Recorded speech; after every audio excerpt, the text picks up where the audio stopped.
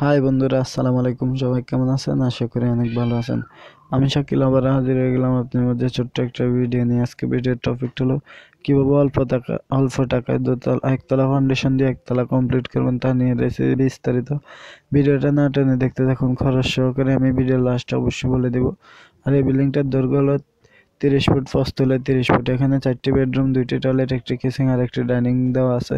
আর এই বিল্ডিংটিতে টোটালি 12 মিলি রড ব্যবহার করা আছে। সবগুলো অবশ্যই আপনারা দেখবেন। এখানে কোনো 16 মিলি রড নেই, যেতে করে এটা একতলা ফাউন্ডেশনের কাজ।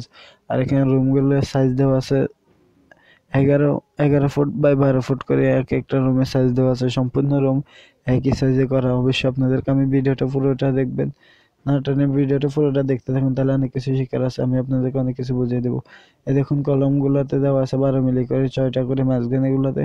আর কাঁচারগুলোতে দেওয়া আছে, কাঁচা বলতে সাইডের গুলো দেওয়া দেওয়া আছে 4টা করে। আর দেখেন এই রুমটা অনেক সুন্দর করে করা আছে। আর এখানে গ্রেড বিম যেটা দেখতেছেন আপনারা, অবশ্যই ভালো মতো দেখবেন। এখানে আমাদের কাজগুলো কি ভুল হয়েছে না ভালো হয়েছে। এখানে 10 বাই 10 গ্রেড বিম দেওয়া আছে। সাইডে গাঁথনি করা আছে বাইরের সাইডগুলোতে।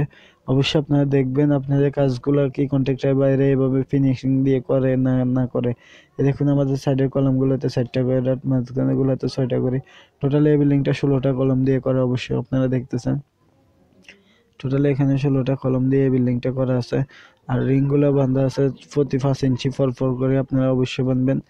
রিংয়ের রড দেওয়া আছে এখানে 8 মিলি রড, 8 মিলির বিএমের রড, রিংয়ের রডগুলো দেওয়া আছে। অবশ্যই আপনারা এইভাবে করবেন। এখানে ড্রয়িংটা হবে আর এখানে দিয়ে এই মাথায় কেসিংটা হবে। অবশ্যই আপনাদেরকে আমি বুঝিয়ে দেওয়ার চেষ্টা করবো। অবশ্যই আপনারা বুঝে নেবেন। যদি বুঝতে কোনো অসুবিধা হয় অবশ্যই আমাদেরকে বাংলাতে কমেন্টস করবেন, আমরা বুঝিয়ে দিতে চেষ্টা করবো ইনশাল্লাহ যেটুকু পারি। অবশ্যই দেখুন, এটা হলো সেফটি ট্যাঙ্কি। সেফটি ট্যাঙ্কি বলে আমি আরেকটা কথা বলে দিই, যারা রুমের ভিতরে সেফটি ট্যাঙ্কি করতেছেন তারা অবশ্যই এটা বাইরে মুখটা রাখবেন, যাতে করে আপনাদের পরবর্তীতে কোনো ক্ষতি না হয়। আর দেখুন এই বিল্ডিংটার একটা বেস পুরোপুরি একটা পুকুরের ভিতরে পড়ছে, তার কারণে আমরা এখান দিয়ে ওখানে কাজটা বন্ধ রাখছি। এখানে কাজটা অনেক মজবুত করে করতে হবে, তার কারণে আমরা এখান দিয়ে এখনো কাজটা দিয়ে করতেছি না। দেখুন এখান দিয়ে পুকুরটা ফিসে, এখান দিয়ে একদম নিচে থেকে 10 ইঞ্চি গাঁথনি উঠামো। গাঁথনি উঠানোর পরে অবশ্যই আপনাদেরকে দেখাবো কীভাবে করতে। আর এটা হলো সিঁড়ির জন্য রড রেখে দেওয়া হয়েছে। আগে সিঁড়ির তলে চকিটা ঢালাই দেওয়া হয়েছে।